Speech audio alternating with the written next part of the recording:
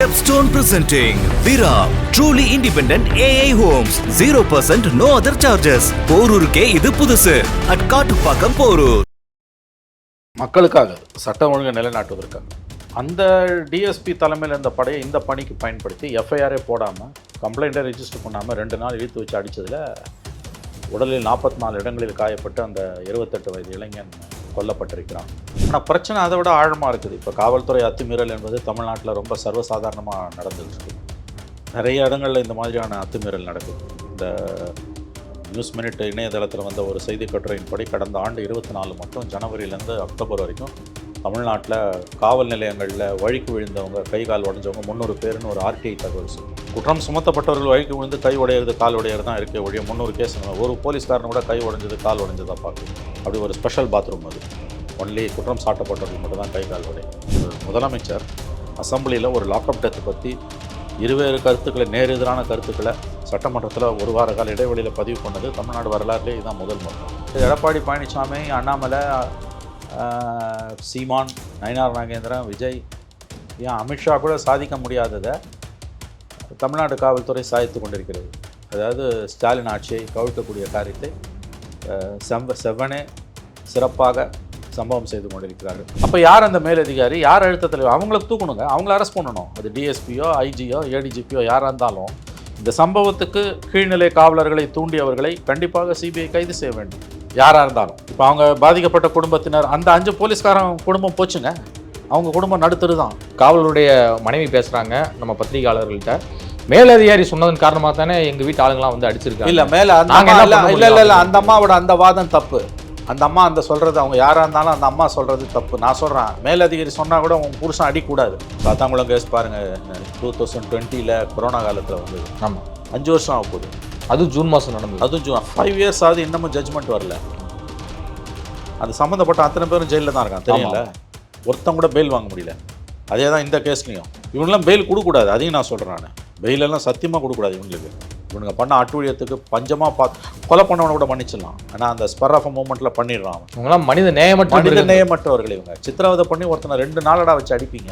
ஜெய்பீம் பார்த்து கண்கலங்க முதல். ஆமாங்க, ஏங்க ஜெய்பீம் கூட விட்டுருங்க, அவரே கஸ்டோடியல் டெத்துக்கு உட்பட்டவருங்க.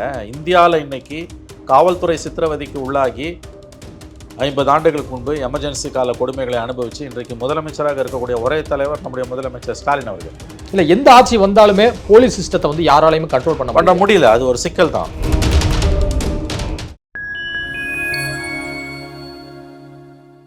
வணக்கம், நான் உங்கள் சிங்கதுகன். நம்ம சிறப்பு நிகழ்ச்சியில் நம்மோடு இணைந்திருக்கிறார் மதிப்பிற்குரிய மூத்த பத்திரிகையாளர் திரு மணி அவர்கள். வணக்கம் சார். சார் வணக்கம். போலீஸ் விசாரணை என்கிற பெயரில் வந்து ஒரு இளைஞர் கொடூரமாக அடித்து கொல்லப்பட்டிருக்கிறார் ஒரு 5 காவலர்களால்.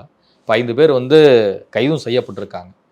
இந்த அஜித்குமார் லாக்அப் மரணத்தினுடைய பின்னணி என்ன சார்? ஏற்கனவே தெரிஞ்சது அங்கே ஒரு நகை காணாமல் போனதாக. அங்கே கோயிலுக்கு வரக்கூடிய ஒரு 2 பெண்கள், ஒரு தாய் மகள், அவங்க காரை பார்க் பண்ண சொல்லி சாவி அவர்கிட்ட கொடுத்துருக்காங்க. முதல்ல அதுவே தப்பு. வேலட் பார்க்கிங் 5 ஸ்டார் ஹோட்டலில் தான் இருக்கும், கோயிலில் வேலட் பார்க்கிங் கிடையாது. அவங்க காரை அவங்க தான் பார்க் பண்ணணும். காரை கொடுத்துருக்காங்க. அந்த திரும்ப வந்து பார்க்கும்போது கோயிலுக்குள்ளே போயிட்டு சேவிச்சுட்டு வந்து கோயிலுக்குள்ளே போயிட்டு வந்து பார்க்கும்போது நகை காணோன்னு கம்ப்ளைண்ட் கொடுக்குறாங்க. அதன் பேரில் வந்து அந்த லோக்கல் போலீஸ் நடவடிக்கை எடுத்திருந்தா கூட அது வந்து ஒரு சிஸ்டத்துக்குள்ளே வந்திருக்கும். தனிப்படைன்னு ஒரு கான்செப்ட் இருக்குது. டிஎஸ்பி, எஸ்பி, டிஐஜிலாம் தனிப்படைன்னு அவங்க அது ஆக்சுவலாக அது ஒரு நல்ல எண்ணத்தில் உருவாக்கப்பட்ட கான்செப்ட். இப்போ அதிகாரி, மேல் அதிகாரி எங்கேயோ போகிறாரு, அதிரடியாக ஒரு நடவடிக்கை எடுக்க வேண்டியிருக்கு, யாரையோ பிடிக்க வேண்டியிருக்கு, எதையோ கிளியர் பண்ண வேண்டியிருக்குன்னா லோக்கல் ஸ்டேஷன்லேருந்து ஆள் வரத்துக்கு நேரம் ஆகும். அதனால் இந்த படையை வச்சு அந்த காரியத்தை சாதிப்பாங்க. மக்களுக்காக, சட்டம் ஒழுங்கை நிலைநாட்டுவதற்காக அந்த டிஎஸ்பி தலைமையில் இருந்த படையை இந்த பணிக்கு பயன்படுத்தி எஃப்ஐஆரே போடாமல் கம்ப்ளைண்ட்டை ரெஜிஸ்டர் பண்ணாமல் 2 நாள் இழுத்து வச்சு அடித்ததில் உடலில் 44 இடங்களில் காயப்பட்டு அந்த 28 வயது இளைஞன் கொல்லப்பட்டிருக்கிறான். முதலமைச்சர் நேற்றுக்கு சிபிஐ விசாரணைக்கு உத்தரவு போட்டார். அந்த பெற்றோர்களிடமும் வந்து தாயாரிடம் முதலமைச்சர் வருத்தம் தெரிவித்திருக்கார். அது பாராட்ட வேண்டிய ஒரு விஷயம். உண்மையிலே அந்த அளவில் நம்ம முதலமைச்சரையும் அரசையும் கண்டிப்பாக பாராட்ட வேண்டும். ஏன்னா கடந்த காலங்களில் கஸ்டோடியல் டெத் நடக்கும்போதெல்லாம் இந்த மாதிரி வந்து எந்த முதலமைச்சரும் பாதிக்கப்பட்டவங்களிடம் வருத்தம் தெரிவித்ததோ, தங்களுடைய துயரத்தை பகிர்ந்து கொண்டதோ கிடையாது. அந்த அளவில் அது நல்ல விஷயம்தான்.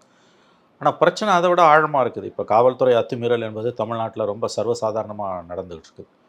நிறைய இடங்களில் இந்த மாதிரியான அத்துமீறல் நடக்குது. இந்த நியூஸ் மினிட் இணையதளத்தில் வந்த ஒரு செய்தி கட்டுரையின்படி கடந்த ஆண்டு 24 மட்டும் ஜனவரியிலேருந்து அக்டோபர் வரைக்கும் தமிழ்நாட்டில் காவல் நிலையங்களில் வழிக்கு விழுந்தவங்க, கை கால் உடஞ்சவங்க 300 பேருன்னு ஒரு ஆர்டிஐ தகவல் சொல்லு. இது எக்ஸ்ட்ரா ஜுடிஷியல் ஆக்டிவிட்டி, இது சட்டத்துக்கு அப்பாற்பட்ட ஒரு விஷயம். திருட்டு வழக்கில், கொலை வழக்கில் கைது செய்கிறவனை வந்து இவங்களே கையை அடித்து காலை அடித்து உடச்சிட்றானுங்க, அதை வழிக்கு விழுந்தான்றாங்க. குற்றம் சுமத்தப்பட்டவர்கள் வழிக்கு விழுந்து கை உடையிறது கால் உடையிறது தான் இருக்கே ஒழிய 300 கேஸ் அந்த மாதிரி ஒரு போலீஸ்காரனை கூட கை உடைஞ்சது கால் உடைஞ்சதாக பார்க்கல. அப்படி ஒரு ஸ்பெஷல் பாத்ரூம் அது. ஒன்லி குற்றம் சாட்டப்பட்டவர்கள் மட்டும் தான் கை கால் உடையும். அப்போ இவையெல்லாம் சட்டத்துக்கு புறம்பான நடவடிக்கைகள். இல்லை, விசாரணை கைதிகளுடைய பாத்ரூம் மட்டும் அப்படி இருக்கான்னு விசாரணை கைதிகளோட பாத்ரூம் மட்டும் ஸ்பெஷல் பாத்ரூம். விசாரணை கைதி மட்டும் வழிக்கு வந்து கை கால் உடையும். அங்கே மற்றவங்க யார் போனாலும், போலீஸ்காரர்கள் போனால் விழவே விழாது, அது வந்து அவங்களுக்கு ஒன்றும் ஆகாது. ஸோ தெளிவாக இது சட்டத்துக்கு விரோதமான நடவடிக்கைன்றது. அவங்க போனால் ஸ்டடியாக வந்துடுவாங்க. நான் இப்போ அதை நீங்கள் ஒரு சமூகம் அங்கீகரிக்குதுன்னா அடுத்து அது ஜுடிஷியல் லாக்அப் டெத்தில் தான் வந்து முடியும். Extra judicial killing. இது ஒரு அரசுக்கு நல்ல பேரை உண்டாக்காது. முதலமைச்சர் இந்த விஷயத்தில் நடவடிக்கை எடுத்திருக்கிறார், பாராட்டுக்குரிய விஷயம். உண்மையில் முதலமைச்சரை நாம் பாராட்டத்தான் வேண்டும். ஏன்னா தெளிவாக வந்து இந்த இடத்துல வந்து அவர் வந்து ஒரு நடவடிக்கையை எடுத்திருக்கிறார். பாதிக்கப்பட்டவர்களுக்கு ஆறுதல் சொல்லியிருக்கிறார். முக்கியமாக வழக்கை சிபிஐக்கு அவரே மாற்றி இருக்கிறார். தமிழ்நாடு அரசு சிபிஐக்கு மாற்றிவிட்டது. இது நல்ல விஷயம், பாராட்டுக்குரிய ஒரு நடவடிக்கை. தமிழக முதலமைச்சர் ஸ்டாலின் அவருடைய நடவடிக்கை என்பது பாராட்டுக்குரியது இந்த ஆஸ்பெக்டில். பட் பிரச்சனை அதை விட ரொம்ப ஆழமானதாகத்தான் இன்றைக்கு இருந்து கொண்டிருக்கிறது. காவல்துறையுடைய அத்துமீறல்கள் வந்து மிகப்பெரிய அளவில் நடந்து கொண்டிருக்கின்றன. இவர் 21 சிஎம் ஆன பிறகு முதல் நடந்த ஒரு லாக்அப் டெத்து சென்னை மாநகரத்தில் ஒரு குதிரை வண்டி ஓட்டுறவனை அடித்து கொண்டானுங்க. அந்த நேரம் சட்டசபை நடக்கும்போது முதலமைச்சர் சட்டசபையில் பேசும்போது அவன் வயிற்று வலியால் பாதிக்கப்பட்டு இறந்தான் அப்படின்னு சொன்னார். ஆனால் அதன் பிறகு நீங்கள் பார்த்தீங்கன்னா 4 நாள் பொறுத்து லாக்அப் டெத்துன்னு அவரே போஸ்ட்மார்ட்டம் ரிப்போர்ட்டை படித்தார். அப்போ தவறான அறிக்கையை காவல்துறைக்கு கொடுத்தவங்க மீது அன்றைக்கே நடவடிக்கை எடுத்திருந்தால் இன்றைக்கி இவ்வளோ தூரம் வந்திருக்காது. ஒரு முதலமைச்சர் அசம்பிளியில் ஒரு லாக்அப் டெத்து பற்றி இருவேறு கருத்துக்களை, நேர் எதிரான கருத்துக்களை சட்டமன்றத்தில் ஒரு வார கால இடைவெளியில் பதிவு பண்ணது தமிழ்நாடு வரலாறுலேயே இதுதான் முதல் முறை. பட் இந்த விஷயத்தில் பாராட்டுக்குரிய நடவடிக்கை தான் முதலமைச்சர் எடுத்திருக்கிறார், அதில் சந்தேகம் இல்லை. ஆனால் காவல்துறை செயல்பாடுகள் முதலமைச்சருக்கு பெரிய பெரிய பெரிய சவாலாக உருவெடுத்து கொண்டிருக்கிறது. எனக்கு தெரிஞ்ச முதலமைச்சர் ஸ்டாலினுடைய மிகப்பெரிய சவால் 26 5 வருஷம் ஆட்சியை முடிச்சுட்டு மக்கள்கிட்ட போகும்போது எதிர்க்கட்சிகளோட ஒற்றுமையோ அல்லது தமிழ்நாட்டில் இருக்கக்கூடிய வேறு பிரச்சனைகளோ கிடையாது. தமிழ்நாடு காவல்துறை தான் முதலமைச்சருக்கு பெரிய ஒரு சவாலாக உருவெடுத்து கொண்டிருக்கிறது. அதாவது எடப்பாடி பழனிசாமி, அண்ணாமலை, சீமான், நயினார் நாகேந்திரன், விஜய், ஏன் அமித்ஷா கூட சாதிக்க முடியாததை தமிழ்நாடு காவல்துறை சாதித்து கொண்டிருக்கிறது. அதாவது ஸ்டாலின் ஆட்சியை கவிழ்க்கக்கூடிய காரியத்தை செவ்வனே சிறப்பாக சம்பவம் செய்து கொண்டிருக்கிறார்கள். அப்படி தான் நான் இதை பார்க்குறேன். ஏன்னா நீங்கள் சொல்வது பார்த்தா காவல்துறையால் தான் திமுக ஆட்சி கவிழுமா? கண்டிப்பாக. இந்த திமுக ஆட்சி ஒருவேளை தோற்கடிக்கப்பட்டால், இப்படி சொல்லலாம், நீங்கள் 26 திமுக ஆட்சி ஒருவேளை தோற்கடிக்கப்பட்டு வீட்டுக்கு அனுப்பப்பட்டால் நமக்கு தெரியாது யார் ஜெயிக்க போகிறா யார் தோக்க போகிறான்னு. ஒருவேளை 26 திமுக ஆட்சி தோற்கடிக்கப்பட்டு வீட்டுக்கு அனுப்பப்பட்டால் அதற்கு மிகப்பெரிய காரணமாக, மிக மிக பெரிய காரணமாக, முக்கிய காரணமாக காவல்துறை தான் இருக்கும். நான் அதை உறுதியாக நம்புகிறேன். இது முழுக்க முதலமைச்சரோட கட்டுப்பாட்டை மீறி போயிட்டுருக்குது. தேர்தலுக்கு 8 மாதம் முன்னால் ஒரு லாக்அப் டெத்து, கஸ்டோடியல் டெத்து நடக்குதுன்னா இவ்வளவு துணிச்சல் அதிகாரிகளுக்கு எப்படி வந்து? இதில் 5 காவலர்கள் மட்டும் சொல்லாதீங்க, அவங்களை ஏவி விட்ட மேல் அதிகாரியை தான் நீங்கள் முதல்ல பிடிக்கணும். யூஸ்வலாக ஒரு கஸ்டோடியல் டெத்து, ஒருத்தனை டார்ச்சர் பண்ணுறத, குற்றம் சுமத்தப்பட்டவனை போலீஸ் அடிக்கிறது சகஜம், எல்லா மாநிலத்திலையும் நடக்குது. கஸ்டோடியல் டெத்து எல்லா மாநிலத்திலையும் நடக்குது, எங்கே வேணால் நடக்கலாம், நாளைக்கும் நடக்கும். அது அது அது தவிர்க்க முடியாது, சிஸ்டத்தோட ப்ராப்ளம் அது. ஆனால் எப்போ கஸ்டோடியல் டெத்து நடக்கும்னா, ஒருத்தனை வச்சு அடிப்பாங்க, நகை காணாமல் போன கேஸ்லனா 2 விஷயம் இருக்கும். ஒன்று, மேலதிகாரிகள் சம்மந்தப்பட்டிருப்பாங்க, அவங்களுடைய நகையோ அவங்களுக்கு வேண்டியப்பட்டவர்கள் நகையோ காணாமல் போயிருக்குன்னா தான் மேலதிகாரிகளோட அழுத்தத்தில் கீழ்நிலை காவலர்கள் இந்த மாதிரி லட்டியை கட்டி அடிப்பாங்க. 2வது, நகையை பறி கொடுத்தவங்க வந்து பண பலம் படைத்தவர்களாக இருந்தால் அவங்க இன்ஃப்ளூயன்ஸில் நடக்கும். இது 2 இல்லாமல் தன்னிச்சையாக ஒரு செல்வாக்கு இல்லாத ஒரு ஆணோ பெண்ணோ போய் அவங்களுக்கு எவ்வளோ பெரிய நகை காணாமல் போயிருந்தாலும் அவங்க போய் கம்ப்ளைண்ட் கொடுத்தா சாதாரணமாக சந்தேகத்துக்குரிய நபர்கள் அடிக்கப்பட மாட்டார்கள். அப்படியே அடித்தாலும் 2 தட்டு தட்டுவாங்க, இல்லை 4 தட்டு தட்டுவாங்க. 2 நாள் வச்சு அடிச்சு நேற்று ஹைகோர்ட்டில் ஜட்ஜு கேட்குறாருல, 44 இடத்துல காயம்படாத இடமே இல்லை. கொலை செய்கிறவங்க கூட இப்படி செய்ய மாட்டான், கொண்டுட்டு போயிடுவான். மாநிலத்தின் குடிமகனே அரசே கொன்று இருக்கிறதுன்றாது. எவ்வளவு பெரிய பெயர், எவ்வளோ கெட்ட பெயர் ஸ்டாலின் அரசாங்கத்தை யோசிச்சு பாருங்க. மாநிலமே தன்னுடைய சொந்த குடிமகனை கொன்று இருக்கிறது. இந்த தைரியம் அந்த போலீஸ்காரங்களுக்கு எப்படி வரும்னா, மேலதிகாரியோட அழுத்தத்தால் தான் வரும். எப்படியாவது நகையை மீட்டுடுன்னு சொன்னாங்கன்னு தினமலரில் வந்திருக்கு இன்றைக்கி. அப்போ யார் அந்த மேலதிகாரி, யார் அழுத்தத்தில், அவங்களுக்கு தூக்கணுங்க, அவங்கள அரெஸ்ட் பண்ணணும். அது டிஎஸ்பியோ ஐஜியோ ஏடிஜிபியோ யாராக இருந்தாலும் இந்த சம்பவத்துக்கு கீழ்நிலை காவலர்களை தூண்டியவர்களை கண்டிப்பாக சிபிஐ கைது செய்ய வேண்டும், யாராக இருந்தாலும். இப்போ அவங்க பாதிக்கப்பட்ட குடும்பத்தினர், அந்த 5 போலீஸ்காரன் குடும்பம் போச்சுங்க, அவங்க குடும்பம் நடுத்தரு தான், கஷ்டப்படுவாங்க. ஏன்னா அவன் இப்போ இந்த கேஸ்லலாம் அவ்வளோ சீக்கிரம் வெளில வர முடியாது.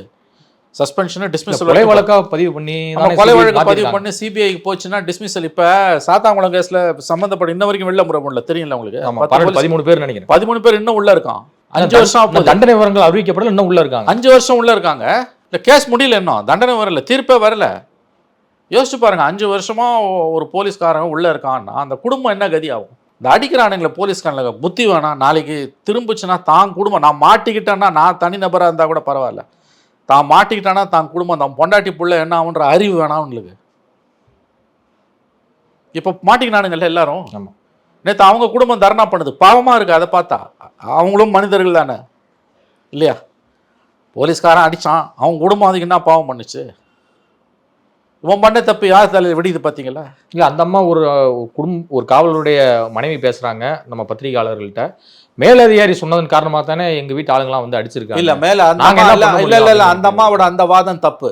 அந்த அம்மா அந்த சொல்கிறது, அவங்க யாராக இருந்தாலும் அந்த அம்மா சொல்கிறது தப்பு. நான் சொல்கிறேன், மேலதிகாரி சொன்னால் கூட உன் புருஷன் அடிக்கூடாது, சட்டத்துக்கு உட்பட்டு தான் உன் புருஷன் நடந்துக்கணும். அவங்களையும் சுப்ரீம் கோர்ட்டோட பல ஜட்ஜ்மெண்ட்ஸ் என்ன சொல்லுதுன்னா, சட்டவிரோதமான உத்தரவுகளை எந்த காவல்துறை மேலதிகாரி பயன்படுத்தினாலும் கீழ்நிலை காவலர்கள் அதை அதற்கு அடிபணிய வேண்டிய அவசியமே கிடையாது. அவனை போட்டு அடின்னு அடிச்சிடுவியா நீ? ரைட்டிங்கில் கொடுன்னு கேட்கணும். ரைட்டிங்கில் கொடுத்தா விட நீ அடிக்க முடியாது. சரிங்க, அந்த பையன் தப்பு பண்ணிட்டாங்க, அவனை கூட்டினாரு விசாரின்ற, கொஞ்சம் விசாரின்னா 2 தட்டு தட்டலாங்க. 24 மணி நேரம் 48 மணி நேரம் வச்சு அடிக்கிறேன்னா, என் மேலதிகாரி சொல்லி தான் எங்கள் புருஷங்க அடித்தான், என் புருஷன் அடித்தார்ன்றது என்ன வாதம்? அந்த அம்மா தப்பாக பேசுகிறாங்க. மேலதிகாரி சொன்னால் கூட உங்கள் புருஷனுக்கு எங்கே போச்சு புத்தி? நான் சொல்கிறது சட்டப்படி உங்கள் புருஷன் பண்ணது தப்பு. நீங்கள் தர்மப்படிலாம் விட்டுருங்க, நியாய தர்மத்தை கூட விட்டுருங்க. நியாய தர்மத்துக்குள்ளே கூட நான் உள்ளே வரல. சட்டப்படி உங்கள் கணவர் செய்தது தவறு. மேலதிகாரி ஒருத்தனை அடின்னா மிளகாத்தூள் ஆசன வாயில் வச்சு ஏற்றுவீங்களா? மேலதிகாரி சொன்னால் செஞ்சிருவீங்களா? உங்கள் குடும்பத்தில் இப்படி ஒருத்தன் நடந்திருந்தா மேலதிகாரி சொல்லி தான் செஞ்சாங்கன்னு அந்த வாதத்தை நீங்கள் முன் வைப்பீங்களா? கொஞ்சம் யோசிச்சு பாருங்கள். அவன் திருடியே இருக்கட்டுங்க, அவன் திருடனாவே இருக்கட்டுங்க, இதை செய்யறதுக்கு உனக்கு யார் அதிகாரம் கொடுத்தா? ஒரு உயிர் எடுக்கிற அதிகாரம் யாருக்கு உண்டு?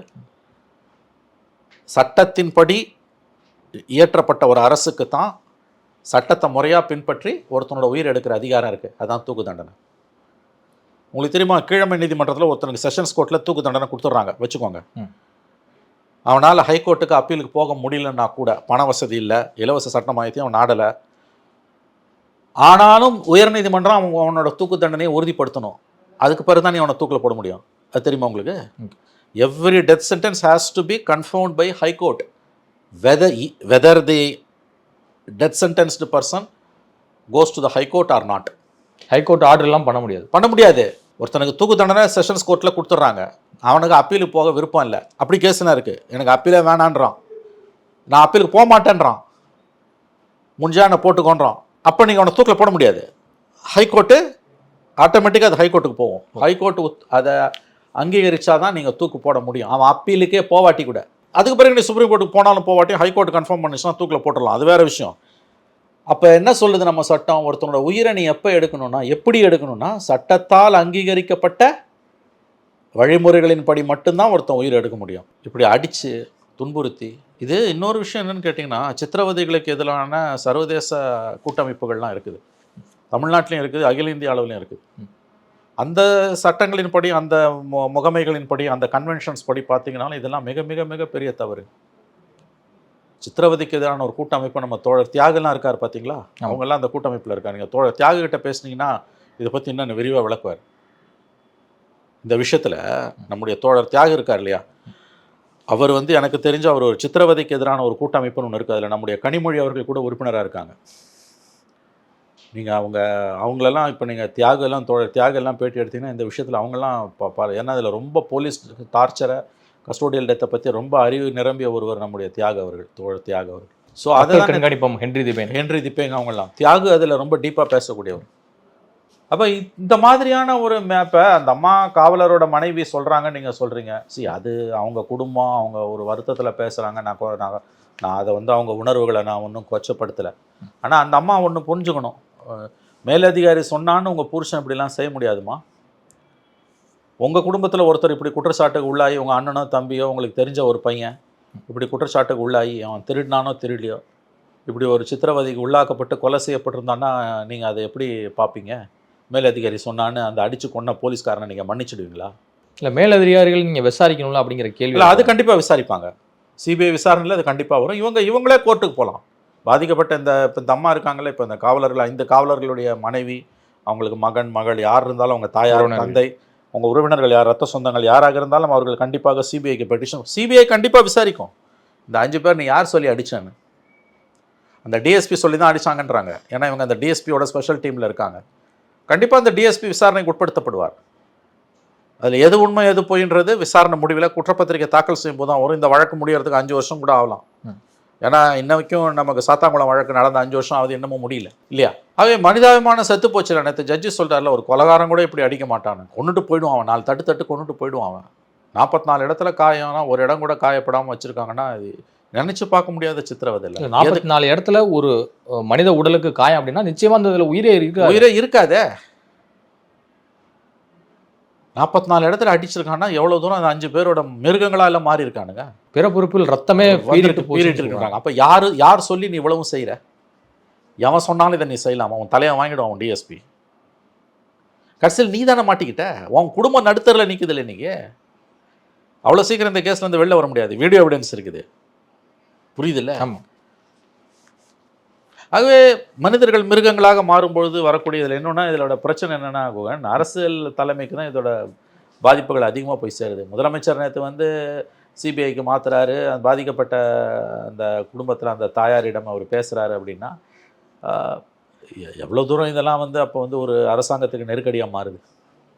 இப்போ இன்றைக்கி நீங்கள் தான் சொன்னீங்க, காலையில் இன்னொரு இடத்துல போட்டு அடிச்சிருக்கானுங்க. அது வந்து வீடியோ தேனி மாவட்டம் தேவதானப்பட்டி காவல் நிலையத்தில் அங்கே ஒருத்தனை போட்டு அடிச்சாங்க. அங்கே ஒரு விசாரணைக்கு இது அடிக்கிறது வீடியோவில் வருதுன்றானுங்க. அப்போ இது அதான் நான் சொல்கிறேனே, எதிர்கட்சிகளால் அண்ணாமலை, நயினார், எடப்பாடி, அமித்ஷாவால் சாதிக்க முடியாத தமிழ்நாடு காவல்துறை சாதித்து கொண்டிருக்கிறது. ஸ்டாலின் அரசை வீட்டுக்கு அனுப்பியே தீர்வோம் என்று கங்கணம் கட்டி கொண்டு வேலை செய்து கொண்டிருக்கிறது தமிழக காவல்துறை. ஓவர் டைம் செய்கிறாங்க. இதில் எலெக்ஷனுக்கு 8 மாதம் முன்னால் இதெல்லாம் நடக்குதுன்னா என்ன தைரியம் வந்தது அவங்களுக்கு? இவங்களுக்கு ஒன்றும் ஆபத்து இல்லைங்க. மாட்டினது ஒரு கேஸு, மாட்டாது 10 கேஸு. ஆட்சி மாறிச்சினாலும் இந்த அதிகாரிகளோட எந்த சலுகைகளும் சம்பளமோ பென்ஷனோ எதுவுமே குறைய போகிறது கிடையாது. அவங்களுக்கு எல்லாம் அப்படியே தொடர தான் போகுது. வீட்டுக்கு போகிறது யார்? சாத்தாங்குளம் இன்சிடென்ட்டில் தானே எடப்பாடி வீட்டுக்கு போனார். அப்போ எடப்பாடி ஒரு சாத்தாங்குளம், ஸ்டாலினுக்கு ஒரு திருபுவனமா? ஸ்டாலின் நடவடிக்கை எடுத்திருக்காரு, நான் பாராட்டுறேன். உண்மையிலேயே அது பாராட்டுக்குரிய விஷயந்தான். பாதிக்கப்பட்டவங்களுக்கு பேசியிருக்காரு, தொலைபேசியில் பேசியிருக்காரு, சிபிஐக்கு விசாரணைக்கு உத்தரவு, அந்த குடும்பத்தில் ஒருத்தருக்கு வேலை வாய்ப்பு, எல்லாம் நான் மகிழ்ச்சி, திருப்தி கொடுக்கக்கூடியது தான். எதிர்கட்சிகளால் இந்த பிரச்சனையை வந்து ஊதி பெருசாக்க முடியல. அதில் திமுக பெருசாக்கின மாதிரி. ஆனால் பிரச்சனை என்ன? பிரச்சனை இவ்வளவு அத்துமீறல்கள் நடக்கும் பொழுது நாளைக்கு அது அரசாங்கத்துக்கு பெரிய தலைவலியாக மாறிக்கிட்டு இருக்குன்றதை பற்றி ஆட்சியாளர்கள் புரிஞ்சுக்கல. இன்றைக்கி டிஜிபி ஒரு அறிக்கையில் தனிப்படையெல்லாம் கலைச்சிருக்காங்க. தனிப்படைன்றது இந்த கேடுகட்ட காரியத்துக்கு பண்ணுறது இல்லைங்க. தனிப்படை வந்து ஒரு டிஎஸ்பி ஒரு ரோந்து போகிறாருன்னு வச்சுக்கோங்களேன், அங்கே ஏதோ ஒரு முக்கியமான ஒரு குற்றவாளியை பிடிக்கணும்னா லோக்கல் போலீஸுக்கு சொல்லி வரத்துக்கு நேரம் ஆகும். இப்போ சில விசாரணைகள் அவருடைய கண்காணிப்பில் நடக்கும். அதில் குற்றவாளிகளை பிடிச்சு சட்டத்தின் முன் நிறுத்தி அவங்களுக்கு தண்டனை வாங்கி கொடுக்கறது தான் டிஎஸ்பியோட வேலை. அதுக்கு அவருக்கு உறுதுணையாக இருக்கிறது தான் தனிப்படை. இந்த மாதிரி திருட்டு கேஸை போய் அவங்ககிட்டயோ எவனோ சொன்னான்ட்டு போய் தூக்கி போட்டு மிதித்து ஆளையே கொலை பண்ணுறது, இதுக்கு தனிப்படை கிடையாது. இப்போ கவர்மெண்ட் என்ன பண்ணிடுச்சு, தனிப்படையாக கழிச்சிட்டாங்க. இது போலீஸுக்கு பிரச்சனையை உண்டாக்கும். இதான் இது ஒன்று இந்த எண்டு இல்லை இந்த எண்டு. உண்மையிலேயே குற்றங்கள் பெருகிக்கிட்டு இருக்கு சமூகத்தில். எல்லா குற்றங்களையும் வந்து நீங்கள் ஸ்டேஷனில் வச்சு மட்டுமே விசாரித்து இது பண்ண முடியாது. மேலதிகாரிகள் தனிப்பட்ட முறையில் சில வழக்குகளை விசாரிக்கிறாங்கன்னா அவங்களுக்கு ஃபோர்ஸ் வேணும் கையில். இப்போ கண்டுபிடிக்க முடியாத குற்றவாளிகளை தேடும் பணிகளை தான் வந்து தனிப்படை போலீஸார் இல்லை, கண்டுபிடிக்கப்படாத குற்றவாளிகள் மட்டும் இல்லை, சில சிறப்பான வழக்குகள் இருக்கும். அதில் வந்து ஸ்டேஷனை மட்டுமே நம்பி இருக்க முடியாது, அந்த ஃபோர்ஸை மட்டுமே நம்பி இருக்க முடியாது. ஒரு பெரிய கிரைம் இருக்கும், அல்லது தொடர் குற்றங்கள் இருக்கும், வேறு சில அத்தியாவசிய பணிகள் இருக்கும். அது எல்லாமே சட்டத்துக்கு உட்பட்டது. தனிப்படைன்ற கான்செப்ட் தேவையான ஒன்று தான். அதனால தானே அது வருது. ஏன்னா ஒரு கான்செப்ட் உருவாகுதுன்னா அது அது வந்து தவறான நோக்கத்துக்காக ஒரு கான்செப்ட் உருவாகாது. சில முக்கியமான குற்றவாளிகளையும் தனிப்படை போலீஸாக தான் பிடிச்சிருக்காங்க. அதுதான் நான் சொல்கிறேன். நான் அந்த தனிப்படை என்ற கான்செப்ட் கண்டிப்பாக தேவை. ஒரு டிஎஸ்பியோ எஸ்பியோ டிஐஜியோ எல்லா அதிகாரிகளுக்குமே எனக்கு தெரிஞ்ச ஒரு தனிப்படைன்றது கண்டிப்பாக வேணும். ஆனால் அதை மிஸ்யூஸ் பண்ணும்போது இப்போ எங்கே போய் நிற்குது? தனிப்படையாக கழிச்சிட்டானுங்க. இப்போ இது என்ன ஆகுன்னு கேட்டிங்கன்னா வந்து பல இடங்களில் க்ரைம் சால்வ் பண்ணுறது, திடீர்னு பிரச்சனை உருவாகுதுன்னு போது லோக்கலில் ஃபோர்ஸ் வர வரைக்கும் வெயிட் பண்ணணும். அதுக்குள்ள அங்கே பிரச்சனை லா அண்ட் ஆர்டர் ப்ராப்ளம் பெருசாகிடும். லா அண்ட் ஆர்டரை கவனிக்கிற போலீஸுக்கு இன்னும் கூடுதல் சுமையாகிடும். கரெக்டாக சொன்னீங்க. ஸ்டேஷனில் இருக்கக்கூடிய ஆஃபீஸர்ஸ் இருக்காங்க இல்லையா, லா அண்ட் ஆர்டர் கிரைம் எல்லாம் ஒரு ஸ்டேஷனில் இருப்பாங்க. இப்போ அந்த அதிகாரிகளுக்கான சிரமம் அது ரொம்ப கஷ்டமான ஒரு வேலைங்க. அது நம்ம 1000 விமர்சனம் பண்ணாலும் போலீஸுன்றது ரொம்ப ரொம்ப ரொம்ப கொடுமையான ஒரு வேலை அது. ஏன்னா எல்லா விதமான விமர்சனங்களும் முதல்ல போலீஸ் மேலே தான் விழுது. அவங்களோட பணிச்சுமை, அவங்களோட நேச்சர் ஆஃப் ஜாப் இருக்குல்ல, அது கொஞ்சம் ஒரு நிமிஷம் நீங்கள் யோசிச்சு பார்த்தீங்கன்னா நம்மளே அப்படி மாறிடும். நான் பார்த்துருக்கேன் சிவில் சர்வீஸ் இன்ஸ்டியூட்ஸில் எனக்கு பரிச்சயம் உண்டு.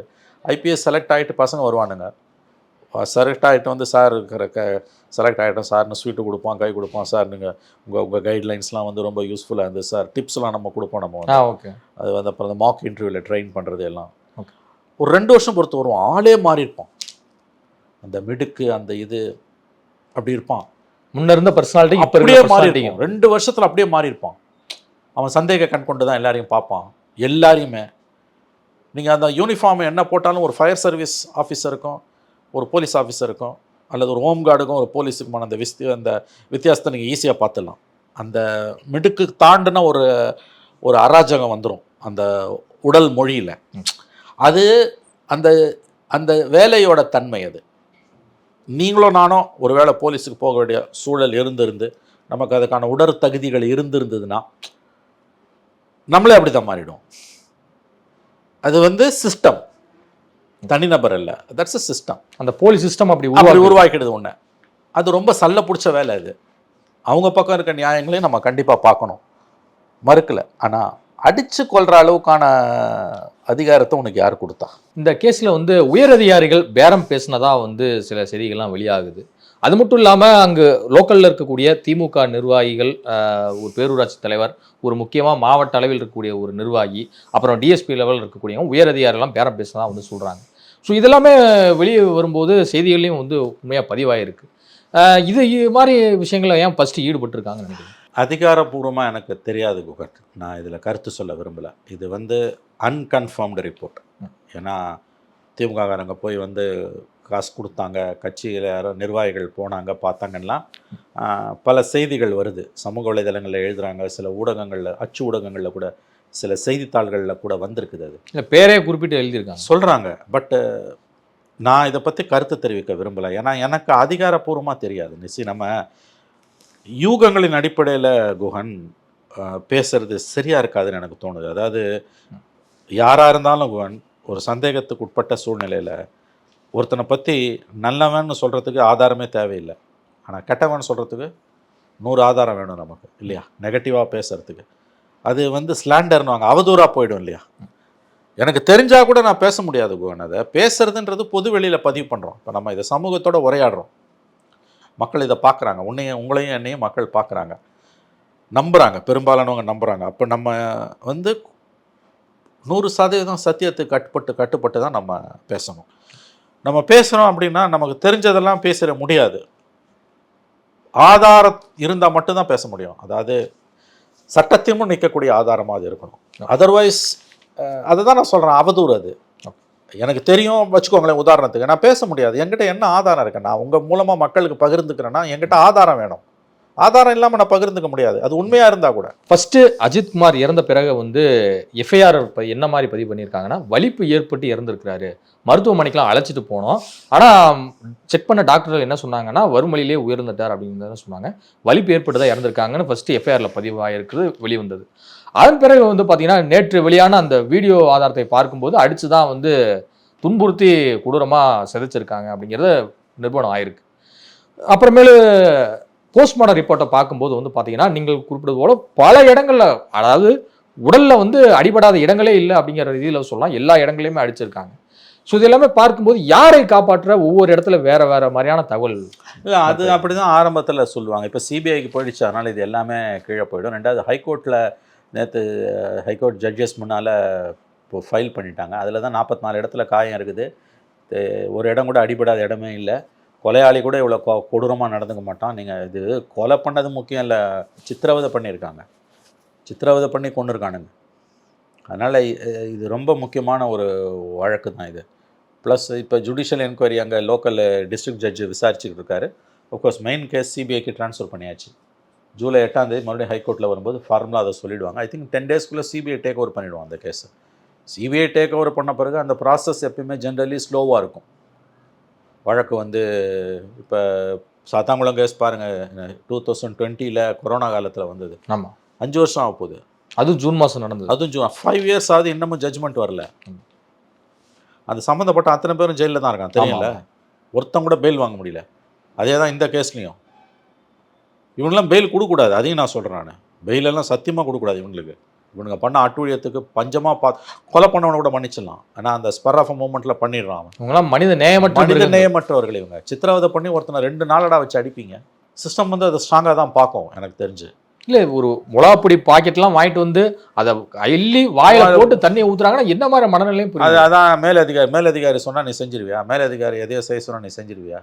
மேலதிகாரி சொன்னார்ன்றது காரணம் இல்லை மகனே, தப்பு அது. உனக்கு சட்டப்படி தான் நீ வாழணும், இஷ்டப்படி வாழ முடியாது. நீ சொன்னதை செய்யலைன்னா உன் மேலதிகாரி உன் தலையை சீவிட மாட்டார், உன் வேலையை விட்டு நீக்கிட மாட்டார்.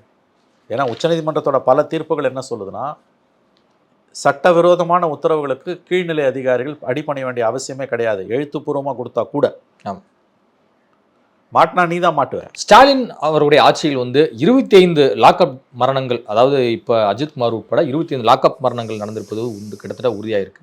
நீதிமன்றமே 24 மரணங்கள் நடந்திருக்கு, என்னங்க பண்ணிடுறீங்க அப்படிங்கிற மாதிரிலாம் கேள்வி எழுப்பியிருக்காங்க.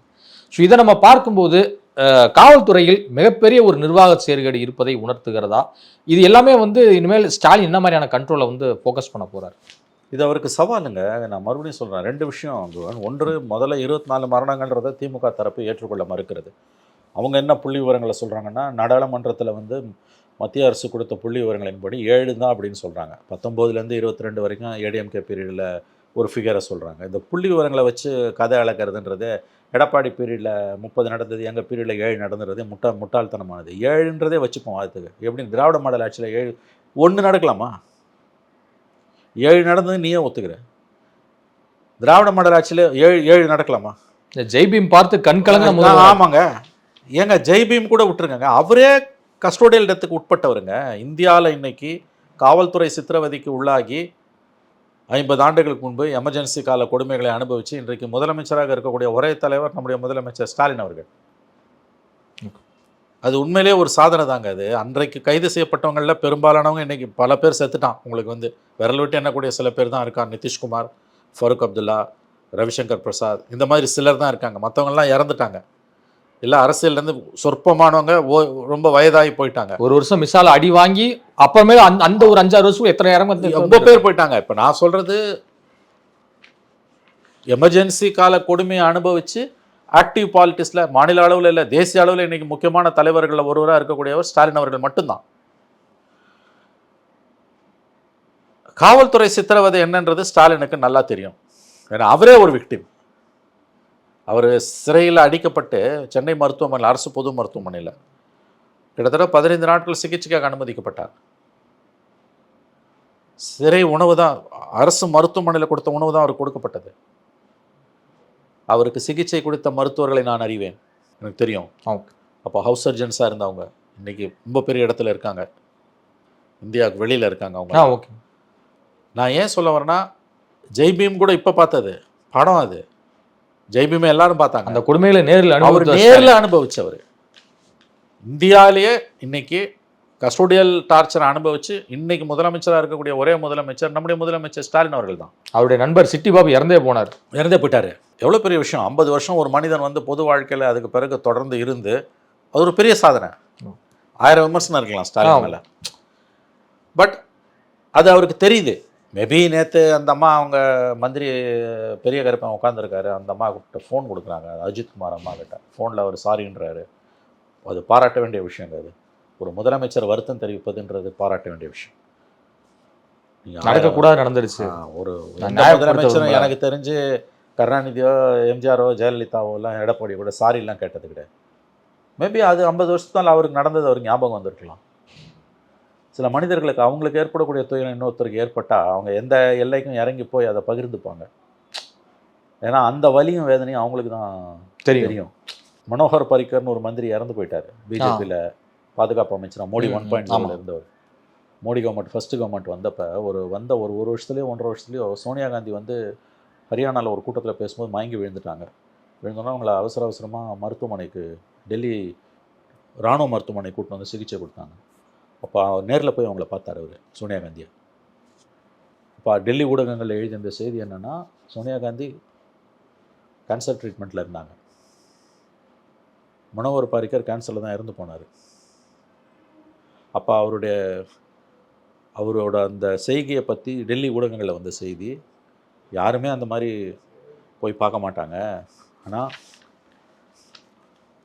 அந்த நிலைமை அவருக்கு நல்லா தெரியும், அதான் அவங்களோட அந்த நிலைமை தான் இவருக்கும் இருந்தது. ஸோ அந்த வலியும் வேதனையும் தெரிஞ்ச காரணத்தால் தான் போய் பார்த்தாரு தன்னோட நேரு அரசியல் எதிரியை. ஸோ தனக்கு வந்த துன்பம் ஒரு பெரிய துன்பம், சாதாரணமாக யாருக்கும் வராத ஒரு துன்பம், இன்னொருத்தனுக்கு வரும்போது உயர் பதவிகளில் இருப்பாங்க, சில நேரங்களில் வந்து சில காரியங்களை செய்கிறாங்க பார்த்தீங்களா, அது வந்து அவங்க பட்ட வலி வேதனையோட வெளிப்பாடு. நேற்றுக்கு அவர் எனக்கு உண்மையிலே இவங்கெல்லாம் எடப்பாடி கூட விமர்சனம் பண்ணியிருந்தார். பட் எனக்கு அந்த விஷுவல்ஸை பார்க்கும்போது இரவு பெரிய கருப்பன் அந்த அம்மா கிட்ட உட்காந்து ஃபோனில் கொடுக்குறாரு, முதலமைச்சர் வருத்தம் தெரிவிக்கிறாரு.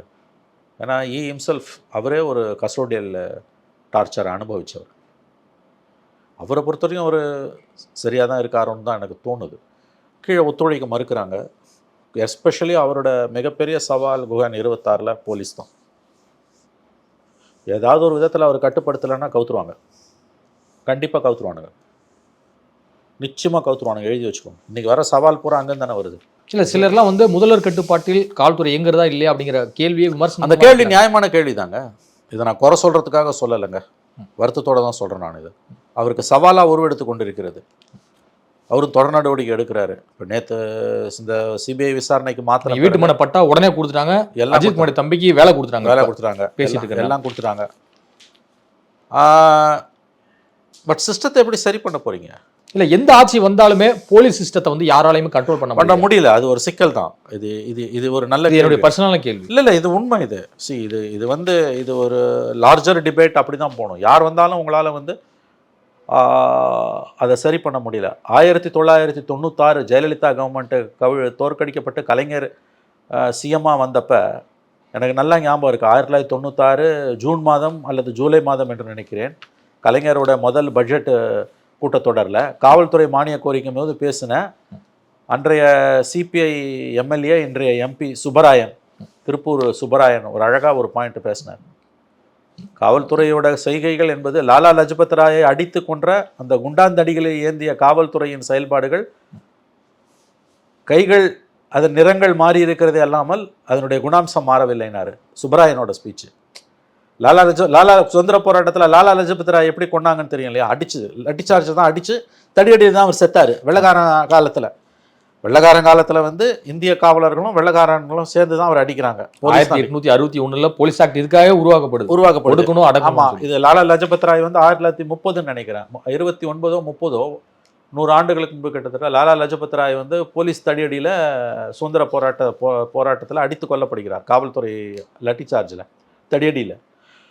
அப்போ நம்முடைய சுப்பராயன் அவர்கள் கலைஞர் சிஎம்மாக இருக்கும்போது பேசின வார்த்தை 96 எனக்கு நன்றாக, நான் அன்றைக்கி சபையில் இருந்தேன், மாலேஸ்வரர் பத்திரிகை நான் அப்போது ஒர்க் பண்ணிகிட்டு இருந்தேன். அப்போ எனக்கு நல்லா ஞாபகம் இருக்குது, அவர் கலைஞர் ஆட்சியில் சுப்பராயனோட ஸ்பீச் ரொம்ப நல்ல நெகிழ்ச்சியான ஒரு உரை. அது லாலா லஜபதி ராயை அடித்து கொன்ற காவல்துறையின் கரங்கள் இன்னமும் நிறம் மாறினாலும் குணம் மாறாமல் அப்படியே தான் இருக்கின்றன. அது வெள்ளக்காரன் போலீஸ், இது நம்ம போலீஸ். லாலா லஜபதி ராயை அடித்து கொன்ற குண்டாந்தடிகளை ஏந்திய அந்த காவல்துறையினரின் கைகள் நிறம் மாறினாலும் குணம் மாறாமல் அப்படியே தான் இருக்கின்றன. அந்த மைண்ட் செட் அப்படியே தான் மைண்ட் செட் இருக்குது.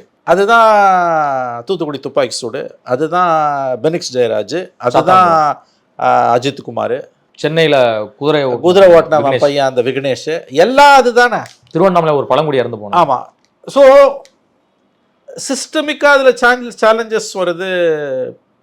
கஷ்டம்தான் தோணுது எனக்கு. ஆனால் பட் அதை விட முக்கியமானது, அப்படி அதோட குணம்லாம் மாறாமலே கூட இருக்கட்டும், அது ஏஜ் ஓல்டு ப்ராப்ளம் அது.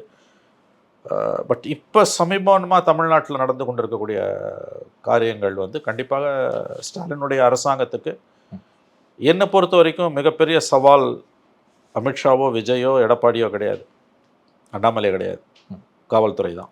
நீங்கள் இதை கட்டுப்படுத்தலைன்னா நிலைமை கையை மீறி போகும். சமீபத்தில் ஒரு நேர்காணலில் ஒரு விஷயத்தை பதிவு பண்ணியிருந்தீங்க, பிணத்திலும் காசு பார்ப்பது தான் சினிமாக்காரர்களின் வேலை அப்படின்னு. ஏன் இவ்வளவு பெரிய கடும் விமர்சனம்? ஒருத்தவனை கூட காணாமங்க. அன்னைக்கு எவ்வளோ தூரம் பொங்கி எழுந்தானுங்க. நீ அன்னைக்கு அமைதியாக இருந்திருக்கணுன்ற. உன் வேலை கூத்தாடி. நீ வந்து அரிதாரம் பூசிக்கிட்டு வேஷம் போடுறவன் தான். நான் கூத்தாடின்றதுனால உன்னை சிறுமப்படுத்தலை, அந்த கூத்தாடுற தொழிலில் இருக்கவங்களை இழிவுபடுத்தலை. அவர்கள் உண்மையிலே மேன்மையானவர்கள் தான், மக்களை மகிழ்விக்கக்கூடிய உயர்ந்த காரியத்தை அவங்க பண்ணுறாங்க. உன் வேலை அரிதாரம் பூசிக்கிட்டு மக்களை மகிழ்விக்கிற கூத்தாடி வேலை. அதோடு நீ போயிடு. எடப்பாடி பேரில் பொங்கி வந்தீங்களே, ஒருத்தன் கூட ஏன்டா வரல? இப்போ நான் கேட்குறேன்,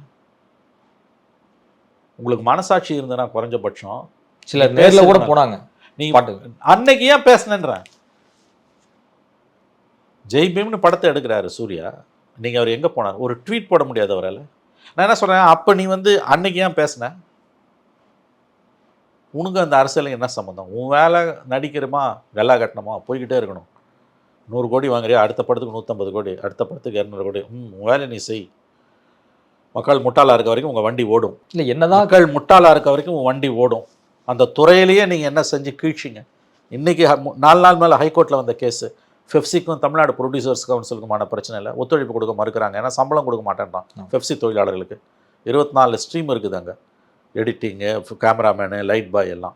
100 ரூபா சம்பளம் ஏற்றுறதுக்கு அது மாதிரி பிரச்சனை. 100 ரூபாய் சம்பளத்துக்கு அவ்வளோ பேசுகிறானுங்களே. அவன் சொல்கிற ஒரு நடிகர், ஒரு நடிகனோட சம்பளம் 300 கோடி. ஆனால் அங்கே இருக்கக்கூடிய ஒரு டெக்னீஷியனோட சம்பளம் ஒரு நாள் பூரா வேலை செஞ்சாலும் 3000 ரூபாய் கிடையாது, 900 ரூபா. அவ்வளோதான். அவன் இந்த சமூக சீர்திருத்தம், சமூக நீதி, இந்த வெங்காயம் எல்லாம் உன் துறையிலே உன்னால் செய்ய முடியல. நீ அதோடு இருந்துக்கோய. நீ எதுக்கு வந்து குரல் கொடுத்த? பிரகாஷ்ராஜ் அவர் இருக்கிறது கர்நாடகாவில், அன்றைக்கி அவ்வளோ பொங்கி எழுந்தார்ல, இப்போயே நீ வாயை திறக்கல. நான் என்ன சொல்கிறேன், மற்ற விஷயங்களுக்கு நீ வாய் திறக்காட்டி கூட பரவாயில்ல. இப்போ கமல் வந்து கன்னடத்தை விட தமிழ் உயர்ந்த மொழி, அதுக்கெல்லாம் பிரகாஷ்ராஜ் வாய் திறக்கலன்னு நான் கேட்க மாட்டேன். அது ரொம்ப சிக்கலான விஷயம், வேண்டாம். அன்றைக்கி கஸ்டோடியல் வாய் திறந்தல்ல, எத்தனை நடிகர்களுங்க, ஒருத்தனை கூட காணுமேங்க. மற்ற மாநிலங்களில் அவங்க எதுக்குமே வாய் திறக்க மாட்டாங்க, அல்லது எங்கே தப்பு நடந்தாலும் வாய் திறப்பாங்க. அந்த மாதிரி நடிகர்கள் இருக்காங்க, யார் ஆட்சியில் நடந்தாலும். அந்த நேர்மை கூட உனக்கு இல்லையே. உன்னால் அதிகாரத்தில் இருக்கவங்கள, ஆட்சியாளர்களை பகச்சிக்க முடியாதுன்னா எப்பயும் ஒரே மாதிரி இருந்துரு. நான் பாலிவுட்டில் மாதிரி பேசாமலே இருந்தேன். பேசவே பேசாத பாலிவுட் மாதிரி. அவனுக்கு உண்மையிலே பரவாயில்ல. அவனுக்கு யார் இருந்து என்ன பண்ணாலும், எந்த கவர்மெண்ட் பாய்ச்சோம், அவன் தாலியாக இருந்தாலும் அவனுக்கு பிரச்சனையே கிடையாது. ஊரே அழிஞ்சாலும் அவனுக்கு பிரச்சனை இல்லை. அவனுக்கு இன்னைக்கு 200 கோடினா நாளைக்கு 250 கோடி, நாளைக்கு 300 கோடி, அப்புறம் 500 கோடி, அப்புறம் 5000 போயிட்டே இருப்பாங்க. அவ்வளோதான். அப்படி இருக்கிறது கூட ஒரு விதத்தில் நல்லது. ஆனால் இப்போ பொங்கி எழுந்தீங்க 5 வருஷத்துக்கு முன்னால். இல்லை, திரைக்கலைஞர்களுக்கு சமூக பொறுப்புன்னு இருக்கக்கூடாதா அப்படிங்கிற வேண்டாம். அவங்களுக்கு சமூக பொறுப்பு வேணாம், ஒரு வெங்காயம் வேணாம். அவனுங்க தலையிடாமல் இருந்தாலே நல்லது தமிழ்நாட்டுக்கு. நீ ஒன்றும் புத்தி சொல்ல வேண்டிய அவசியம் கிடையாது. ஒருமையில பேசுகிறதா தப்பாக நினைக்க வேண்டாம், மன்னிக்கணும். ஆனால் அவங்க நிலை அப்படி தான் அவலமாக இருக்குது. எவ்வளோ பேர் பொங்கி எழுந்து வந்து பேசுனாங்க, எத்தனை கலைஞர்கள், எத்தனை நடிகர்கள். ஒருத்தர் வாய் திறக்கலையாங்க. இப்போ இல்லை, அவங்களுக்கு கூசாதுங்க. ஜனங்க காரி துப்புறாங்கல்ல. எல்லா பிரச்சனையும் நீ கருத்து தெரிவிக்கணும்னு அவசியமே கிடையாது, அது உன் வேலையும் இல்லை. எங்கே எது நடந்தாலும் புத்தி சொல்கிற மாதிரி வந்து பேசுறது, முதல்ல அதை நீ நிறுத்து. உன் வேலை என்னவோ அதை மட்டும் நீ பாரு. உன்னை யாரும் கேட்கல. உன் வேலை கூத்தாடுறது, சம்பாதிக்கிறது, கல்லா கட்டுறது, இதுதான் உன் வேலை. அதோடு நீ போயிடு. நீ பொது விஷயத்தில் தலையிடாது. உனக்கு அந்த தைரியமும் கிடையாது, துணிச்சலும் கிடையாது. நீ ஏன் இன்றைக்கி இதில் தலையிட மாட்டேன்றது எல்லாருக்கும் தெரியும். திரைத்துறை யார் கட்டுப்பாட்டில் இருக்குது. நீ பேசினா உன் கதை என்ன ஆகும்? மார்க்கெட் இருக்க நடிகன், இல்லாத நடிகன், 2 பேருக்கும் சேர்த்து தான் நான் சொல்கிறேன். இந்த சம்பவத்தில் இருக்கக்கூடிய ஒரு முக்கியமான ஒரு விஷயம் இதுதான் உங்களுக்கு. ஒன்று காவல்துறை அத்துமீறல், அரசாங்கத்தோட செயல்பாடுகள், ஆண்டாண்டு காலமாக இருக்கக்கூடிய காவல்துறையோட பிரச்சனைகள், அதில் இருக்கக்கூடிய சிஸ்டமிக் இஷ்யூஸு, அதெல்லாம் ஒரு பக்கம். இன்னொன்று இவனுங்க சினிமாக்காரனுங்க வந்து நடுப்புற வந்து புத்திமதி சொல்கிறது. உடனே எத்தனை பேர் சினிமா நடிகன் பின்னாலே போனாங்க அந்த கொரோனா காலத்துலையும். உனக்கு எதுக்கு இந்த வேலை? மக்களுக்கு எல்லாம் தெரியும். இப்போ சாதாரண கூலி தொழிலாளிகள் இருக்க பொது அறிவு உனக்கு கிடையாது. உனக்கு இருக்கிறது வந்து சினிமாவில் வந்தக்கூடிய விளம்பரம். அது புகழ் இல்லை, அது விளம்பரம். அரிதாரம் பூசினதால் உனக்கு வந்த விளம்பரம். கல்லா காட்டுறதோடு நீ போயிடு. இதுவரை உங்கள் பல்வேறு கருத்துக்களோட பதிவு கரண்ட். நன்றி.